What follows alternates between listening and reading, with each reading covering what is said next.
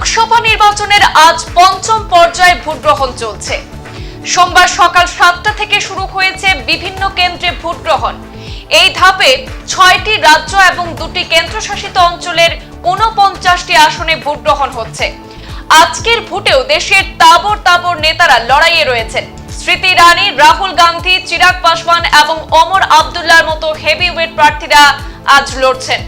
আজ পঞ্চম দফায় বিহার এবং ঝাড়খণ্ড রাজ্যের 3টি করে আসনে, মহারাষ্ট্রের 13টি আসনে, উত্তরপ্রদেশের 11টি আসনে, পশ্চিমবঙ্গের 7টি আসনে এবং কেন্দ্রশাসিত জম্মু ও কাশ্মীর ও লাদাখের 1টি করে আসনে ভোট গ্রহণ হচ্ছে। এছাড়াও আজ একই দিনে ওড়িশা রাজ্যের 35টি বিধানসভা আসনে এবং 21টি লোকসভা আসনেও ভোট গ্রহণ চলছে। সবচেয়ে কম সংখ্যক আসনে ভোট গ্রহণ হলেও এই ধাপে সবচেয়ে বেশি হাই প্রোফাইল নেতারা আজ ভোটের ময়দানে লড়ছেন। কেন্দ্রীয় মন্ত্রী থেকে শুরু করে জাতীয় ও আঞ্চলিক পর্যায়ের বিভিন্ন দলের প্রধানরা পঞ্চম পর্যায়ের নির্বাচনে প্রতিদ্বন্দ্বিতা করছেন। এর আগে 2019 সালে পঞ্চম দফা নির্বাচনে বিজেপি 49টি আসনের মধ্যে 32টিতেই জিতেছিল। আজ সকাল 7টা থেকে ভোট গ্রহণ শুরু হয়েছে এবং সকাল 9টা পর্যন্ত ভোট পড়ার যে হার তা আমরা জানাচ্ছি। সকাল 9টা পর্যন্ত বিহারে ভোট পড়েছে 8.86%, জম্মু ও কাশ্মীরে 7.63%, ঝাড়খণ্ডে 11.68%, লাদাখে ভোট পড়েছে 10.51%, মহারাষ্ট্রে ভোট পড়েছে 6.33%, ওড়িশায় 6.87%, উত্তরপ্রদেশে 12.89% এবং পশ্চিমবঙ্গে 15.35% করে ভোট পড়েছে। এই হার ছিল সকাল 9টা পর্যন্ত।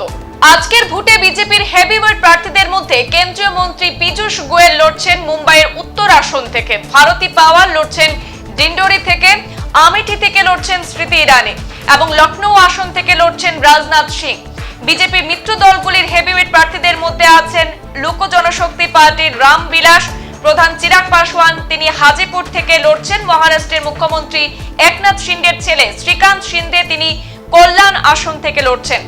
বিজেপি বিরোধী শিবিরের হেভিওয়েট প্রার্থীদের মধ্যে আজ কংগ্রেসের রাহুল গান্ধী লড়ছেন রায়বরেলি থেকে।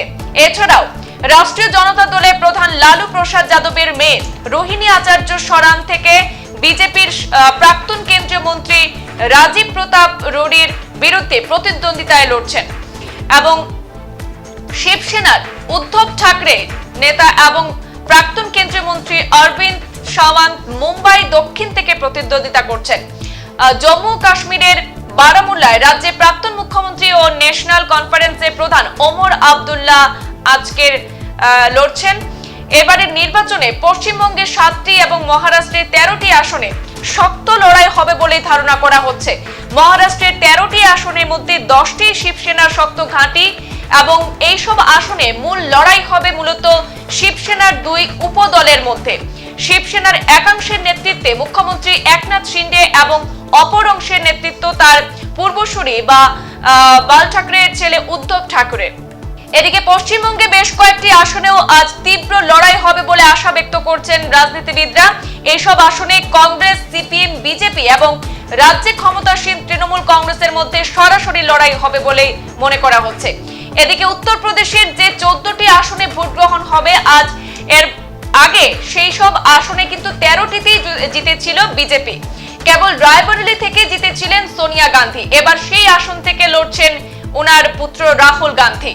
উল্লেখ্য, ভারতের লোকসভা নির্বাচনের 6ষ্ঠ ধাপের ভোট গ্রহণ অনুষ্ঠিত হচ্ছে আগামী 25 মে। সেই ধাপে কিন্তু মোট 58টি আসনে লড়বেন প্রার্থীরা।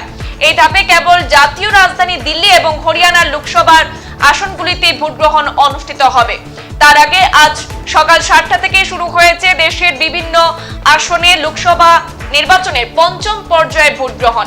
সকাল 7টা থেকেই প্রতিজন ভোট কর্মীরা তাদের ভোট গ্রহণের কাজ শুরু করেছেন। সেই সাথে ভোট প্রদান করার জন্য কিন্তু ভোটাররাও লাইনে দাঁড়িয়ে তাদের গণতান্ত্রিক মতাধিকার প্রয়োগ করছেন।